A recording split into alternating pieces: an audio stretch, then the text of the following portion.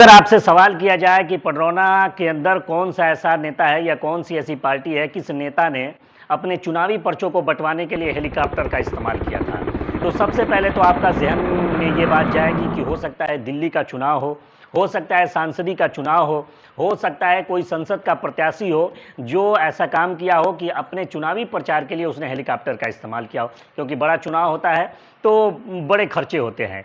या फिर आपके जहन में जाएगा कि हो सकता है उत्तर प्रदेश का चुनाव हो, मुख्यमंत्री की रैली हो और उस मुख्यमंत्री की रैली में लोगों को बुलाने के लिए आमंत्रण और रैली के प्रचार के लिए ऐसा किया गया हो और विधायक पद का कोई प्रत्याशी वो हेलीकॉप्टर से अपने पर्चे लोगों में पहुंचाने के लिए इस्तेमाल किया गया हो। लेकिन आपको जानकर हैरानी होगी कि हमारा पडरौना अपने आप में एक इतिहास समेटे हुए है और हमारा पडरौना नगरपालिका अपने आप में इतिहास समेटे हुए है।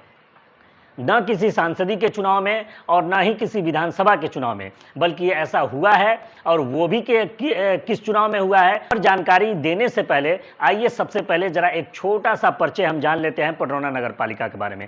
पडरौना नगरपालिका जो कि आज़ादी के बाद से ही टाउन एरिया का जिसे दर्जा प्राप्त है और टाउन एरिया का गौरव हासिल करते हुए 25 वार्डों से मिलकर ये नगरपालिका बना है। हाल ही में कोर्ट के फैसले के बाद इसका विस्तार हुआ है और एरिया काफ़ी बड़ा हो चुका है, जिसमें 25 वार्ड में हाल ही में चुनाव हुए हैं, वहां से सभासद चुने गए हैं और वर्तमान में यहां के नगरपालिका चेयरमैन है विनय जायसवाल जी। लेकिन कौन कौन चेयरमैन पद का प्रत्याशी रहा और इस पूरे वीडियो के अंदर ही जो हमने सवाल आपसे पूछा है उस सवाल का आपको जवाब भी मिल जाएगा, उत्तर भी मिल जाएगा। तो आइए जरा एक संक्षिप्त परिचय जानते हैं। वर्ष 1950 में पडरौना टाउन एरिया को नगरपालिका का दर्जा मिला।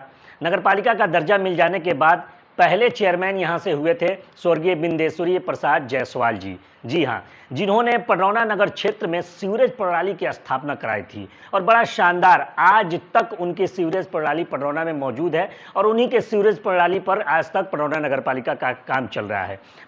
12 अगस्त 1977 से 30 नवंबर 1988 तक पडरौना नगरपालिका सुपर सीट रही।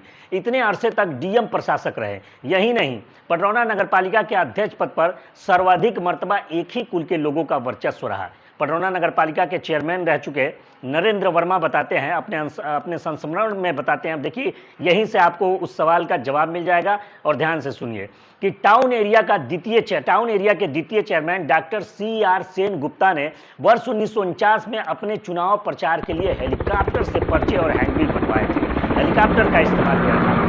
पडरौना रियासत और SDM का कार्यकाल जहां सबसे अधिक रहा, वहीं सबसे कम कार्यकाल शांति देवी का रहा। पडरौना नगरपालिका 2 बार सुपर सीट रहा तो एक बार अध्यक्ष पद के विवाद को लेकर हाईकोर्ट का निर्णय लेना पड़ा था। अब तक अध्यक्ष और उनके कार्यकाल जो हैं उन पर भी जरा एक संक्षिप्त नज़र डाल लेते हैं कि कौन कौन कब से रहा।